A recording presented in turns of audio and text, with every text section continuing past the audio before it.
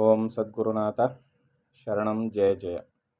ಓಂ ಸಚ್ಚಿದಾನಂದ ಶರಣಂ ಜಯ ಜಯ. ಎಲ್ಲರಿಗೂ ನನ್ನ ನಮಸ್ಕಾರಗಳು. ಜ್ಞಾನೇಶ್ವರಿ ಗೀತಾಮೃತ. ಕೃಷ್ಣ ಪರಮಾತ್ಮನು ಅರ್ಜುನನಿಗೆ ಜ್ಞಾನೋಪದೇಶವನ್ನು ಮಾಡ್ತಾ ಇದ್ದ. ಅದರಲ್ಲಿ ಹಲವು ಬಗೆಯ ಹಲವಾರು ವಿಚಾರಗಳನ್ನ ತಿಳಿಸ್ತಾ ಬಂದು ಈಗ ಜ್ಞೇಯ ವಸ್ತುವಿನ ಬಗ್ಗೆ ನಾನು ತಿಳಿಸ್ಕೊಡ್ತೀನಿ ಅರ್ಜುನ ಅಂತ ಅರ್ಜುನನಿಗೆ ಜ್ಞೇಯ ವಸ್ತುವನ್ನು ಕುರಿತು ತಿಳಿಸ್ಕೊಡ್ತಾನೆ ಕೃಷ್ಣ ಪರಮಾತ್ಮನು.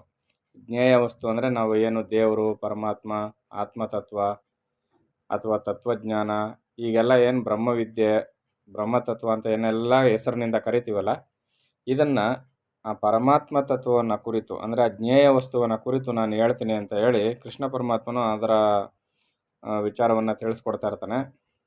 ಪರಮಾತ್ಮನೇ ಜಗತ್ತಿನಲ್ಲಿ ಜಗದಾಕೃತಿಯಾಗಿಯೇ ಇರುವುದರಿಂದ ಅವನನ್ನು ಜಗದ್ಭರಿತ ಅಂತ ಕರೀತಾರೆ ಅಂತ ಅರ್ಜುನನಿಗೆ ತಿಳಿಸ್ತಾ ಇರ್ತಾನೆ. ಅಂದರೆ ಪರಮಾತ್ಮನೇ ಜಗತ್ತಿನಲ್ಲಿ ಜಗದಾಕೃತಿಯಾಗಿ ಸಾಕಾರ ರೂಪಿನಿಂದ ಜಗತ್ತಾಗಿ ಕಾಣಿಸ್ಕೊಳ್ತಾ ಇರ್ತಾನೆ. ಕಾಣಿಸ್ಕೊಳ್ಳೋದಲ್ಲದೆ ಜಗತ್ತಿನಲ್ಲಿ ಜಗದಾಕೃತಿಯಾಗೇ ಇರೋದರಿಂದ ಅವನನ್ನು ಜಗದ್ಭರಿತಾನೆ ಅಂತ ಕರೀತಾರೆ. ಸರ್ವಕಾಲದಲ್ಲೂ ಸರ್ವ ದೇಶದಲ್ಲೂ ಸರ್ವಕಾಲದಲ್ಲೂ ತ್ರಿಕಾಲಬಾಧಿತವಾಗಿ ಯಾವ ಕಾಲದಲ್ಲಿ ಇದ್ದ ಇಲ್ಲ ಅನ್ನೋಂಗಿಲ್ಲ. ಸರ್ವಕಾಲದಲ್ಲೂ ಸರ್ವ ದೇಶದಲ್ಲೂ ಜಗತ್ತಿನಾದ್ಯಂತ ಯಾವ ಮೂಲೆಯಲ್ಲಿಯೂ ಕಿಂಚಿತ್ತೂ ಕೊರತೆ ಇಲ್ಲದಂತೆ ಸರ್ವ ದೇಶದಲ್ಲೂ ಸ್ಥೂಲ ಸೂಕ್ಷ್ಮಾದಿ ಸರ್ವ ವಸ್ತುಗಳಲ್ಲೂ, ಅರ್ಥ ಆಗ್ತದಲ್ವ? ಈ ವಸ್ತುವಿನಲ್ಲಿದ್ದಾನೆ, ಈ ವಸ್ತುವಿನಲ್ಲಿ ಇಲ್ಲ ಅಂತ ಹೇಳುವಂಗಿಲ್ಲ. ಸ್ಥೂಲ ಸೂಕ್ಷ್ಮಾದಿ ಸರ್ವ ವಸ್ತುಗಳಲ್ಲೂ ನಡೆಯುವ ಕ್ರಿಯೆಗಳೆಲ್ಲವೂ ಹುಟ್ಟುವುದು ಎಲ್ಲಿಂದ? ಪ್ರಶ್ನೆ ಅರ್ಥ ಆಯ್ತಲ್ವಾ? ಇವೆಲ್ಲವೂ ಈ ಸರ್ವಕಾಲದಲ್ಲಿಯೂ ಕ್ರಿಯೆ ನಡೀತದಲ್ವ, ಆ ಕ್ರಿಯೆಗಳು ಎಲ್ಲಿಂದ ಹುಟ್ಟೋದು? ಸರ್ವ ದೇಶಗಳಲ್ಲೂ ಕ್ರಿಯೆ ನಡೀತದಲ್ಲ, ಅದೆಲ್ಲಿಂದ ಹುಟ್ಟೋದು? ಸ್ಥೂಲ ಸೂಕ್ಷ್ಮಾದಿ ಸರ್ವ ವಸ್ತುಗಳಲ್ಲೂ ಕ್ರಿಯೆ ನಡೀತದಲ್ಲ, ಇವೆಲ್ಲ ಎಲ್ಲಿಂದ ಹುಟ್ಟೋದು? ಸಮಸ್ತ ಕರ್ತವ್ಯಗಳು ಆತನ ವ್ಯಾಪಕತೆಯಿಂದಲೇ ನಡೆಯುವುದರಿಂದ.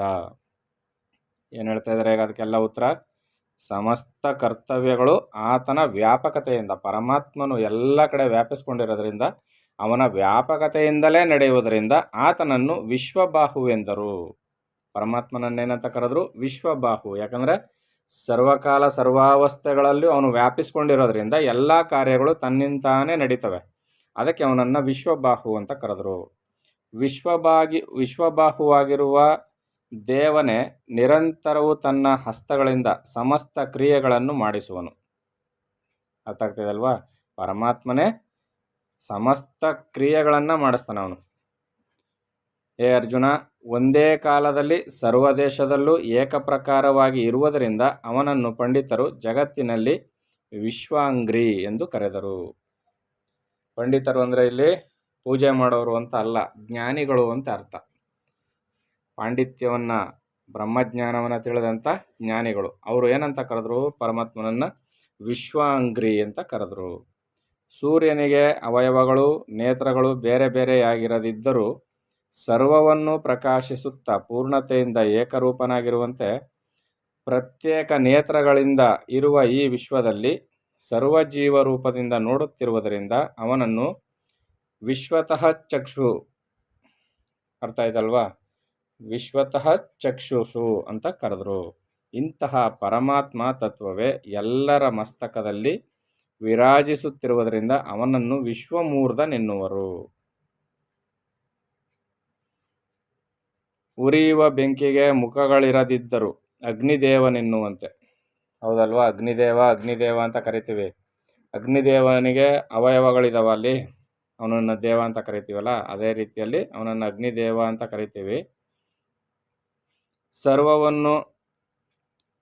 ಸರ್ವರೂಪದಿಂದ ಸರ್ವವನ್ನು ಭಕ್ಷಿಸುವವನಿಗೆ ವಿಶ್ವತೋಮುಖವೆನ್ನುವರು. ಆಕಾಶ ತತ್ವವು ಸರ್ವ ವಸ್ತುಗಳಲ್ಲೂ ವ್ಯಾಪಿಸಿರುವಂತೆ ಶಬ್ದ ಮಾತ್ರದಿಂದ ಸರ್ವವನ್ನು ಶ್ರವಣ ಮಾಡುತ್ತಾ ವ್ಯಾಪಿಸಿರುವ ಆ ಪರಬ್ರಹ್ಮನನ್ನು ಸರ್ವತಃ ಸ್ತೋತ್ರ ಎನ್ನುವೆವು. ಈ ಪ್ರಕಾರ ಸರ್ವ ವಿಶ್ವದಲ್ಲೂ ವ್ಯಾಪಿಸಿ ಸರ್ವವನ್ನು ನೋಡುತ್ತಿರುವುದರಿಂದ ಅವನನ್ನು ವಿಶ್ವಚಕ್ಷು ಎನ್ನುವರು. ವಿಶ್ವಚಕ್ಷು ಅಂದರೆ ವಿಶ್ವದ ಕಣ್ಣು ಅಂತ. ಹೇ ಬುದ್ಧಿವಂತನಾದ ಅರ್ಜುನ, ನಿನಗೆ ಈ ರೀತಿ ಆ ಪರತತ್ವಕ್ಕೆ ಅವಯವಗಳಿವೆ ಎಂದು ಹೇಳಿರುವುದು ಸಹ ಬ್ರಹ್ಮದ ವ್ಯಾಪಕತ್ವವನ್ನು ವರ್ಣಿಸುವುದಕ್ಕಾಗಿಯೇ.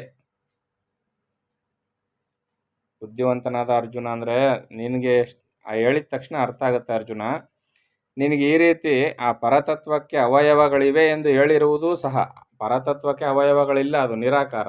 ಆದರೂ ಕೂಡ ಅವಯವಗಳಿವೆ ಅಂತ ಹೇಳಿರೋದು ಕೂಡ ಯಾತಕಪ್ಪ ಅಂದರೆ ಬ್ರಹ್ಮದ ವ್ಯಾಪಕತೆಯನ್ನು, ಪರಮಾತ್ಮನ ವ್ಯಾಪಕತೆಯನ್ನು ವರ್ಣಿಸುವುದಕ್ಕಾಗಿ ಅವಯವಗಳನ್ನ ಉಂಟು ಮಾಡಿಕೊಂಡು ಹೇಳಿರ್ತಕ್ಕಂಥದ್ದು.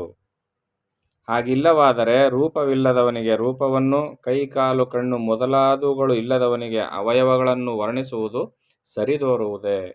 ನಿರಾಕಾರನಾದ ಪರಮಾತ್ಮನಿಗೆ ಸಾಕಾರ ರೂಪಗಳಲ್ಲಿ ಎಲ್ಲ ಅವಯವಗಳನ್ನ ಕೊಟ್ಟು ವರ್ಣಿಸುವುದು ಸರಿ ಕಾಣಿಸೋದಿಲ್ಲ. ಮತ್ತು ಅವುಗಳನ್ನೆಲ್ಲ ಕೊಟ್ಟು ಉದಾಹರಣೆ ಕೊಟ್ಟು ಹೇಳುವುದು ಯಾಕೆ ಅಂದರೆ ನಮಗೆ ಅರ್ಥ ಆಗಲಿ ಅಂತ.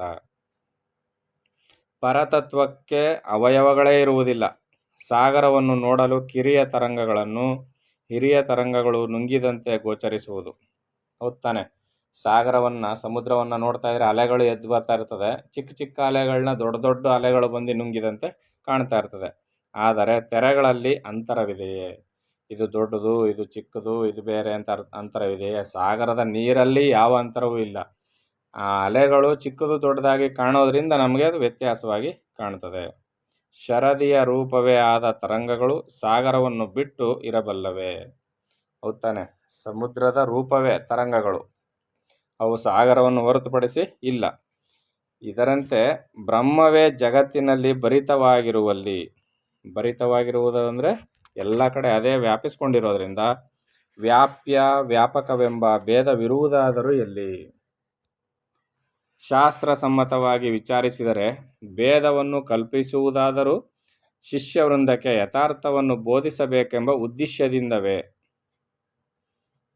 ನಮ್ಮಗಳಿಗೆ ಅರ್ಥ ಆಗಲಿ ಚೆನ್ನಾಗಿ. ಶಿಷ್ಯರು ಅಂದರೆ ಯಾರು ಅಧ್ಯಾತ್ಮವನ್ನು ತಿಳ್ಕೊಬೇಕು ಅಂತ ಇಚ್ಛೆಯಿಂದ ಮುಮುಕ್ಷಗಳಾಗಿ ನಡ್ಕೊಳ್ತಾ ಇದ್ದೀವಲ್ಲ, ನಮಗೆ ಅರ್ಥ ಆಗಲಿ ಅಂತ ಬೋಧನೆ ಮಾಡೋದಕ್ಕೋಸ್ಕರನೇ ಇಷ್ಟೆಲ್ಲವನ್ನು ಕಲ್ಪಿಸಿ, ಅವಯವಗಳನ್ನು ಕಲ್ಪಿಸಿ ಶಾಸ್ತ್ರಸಮ್ಮತವಾಗಿ ವಿಚಾರಿಸಿದರೆ, ಭೇದವನ್ನು ಕಲ್ಪಿಸುವುದಾದರೆ ಎಲ್ಲಿ? ಶಿಷ್ಯರೊಂದಕ್ಕೆ ಅರ್ಥ ಆಗಲಿ ಅಂತ ಮಾತ್ರ ಉದ್ದೇಶದಿಂದ ಹೀಗೆ ಹೇಳ್ತಾ ಇದ್ದಾರೆ. ಹೇ ಅರ್ಜುನ, ಗಣಿತಶಾಸ್ತ್ರದ ರೀತಿಯಲ್ಲಿ ಸಿದ್ಧಾಂತವನ್ನು ವಿಮರ್ಶಿಸಿದರು ಮೊತ್ತವು ಮುಗಿದ ಮೇಲೆ ಶೂನ್ಯವನ್ನು ತೋರಿಸುವುದಕ್ಕಾಗಿ ಒಂದು ಸೊನ್ನೆಯನ್ನು ಬರೆಯುವಂತೆ. ಈಗ ಗಣಿತಶಾಸ್ತ್ರದಲ್ಲಿ ಗುಣಾಕಾರ ಭಾಗಾಕಾರಗಳನ್ನೆಲ್ಲ ಮಾಡಿ ತೋರಿಸ್ಬೇಕಾದ್ರೆ, ಮೊತ್ತವನ್ನು ತೋರಿಸ್ಬೇಕಾದ್ರೆ ಏನು ಮಾಡ್ತಾರೆ? ಮೊತ್ತವು ಮುಗಿದ ಮೇಲೆ ಶೂನ್ಯವನ್ನು ತೋರಿಸುವುದಕ್ಕಾಗಿ, ಏನು ಇಲ್ಲಪ್ಪ ಈಗ ಮುಗೀತು ಇಲ್ಲಿಗೆ ಅಂತ ಹೇಳಿ ಶೂನ್ಯವನ್ನು ತೋರಿಸ್ಬೇಕಾದ್ರೆ ಬರೀ ಶೂನ್ಯ ಅಂತ ಹೇಳಿದ್ರೆ ಯಾರಿಗೂ ಅರ್ಥ ಆಗೋಕ್ಕಿಲ್ಲ.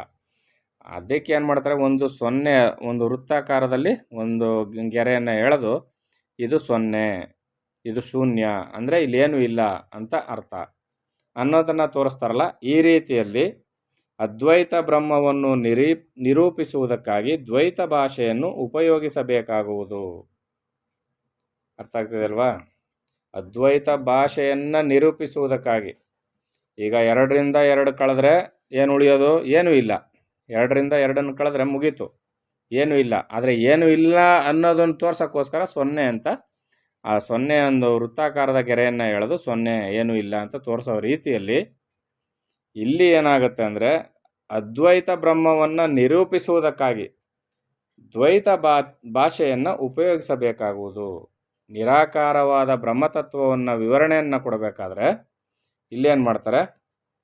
ಅಲ್ಲಿ ದ್ವೈತ ಭಾಷೆಯನ್ನು, ಎರಡೆಂಬುದು ಉಂಟನ್ನುವ ರೀತಿಯಲ್ಲಿ ಪರಮಾತ್ಮ ತತ್ವವನ್ನು ವಿವರಣೆಯನ್ನು ಕೊಡ್ತಾರೆ.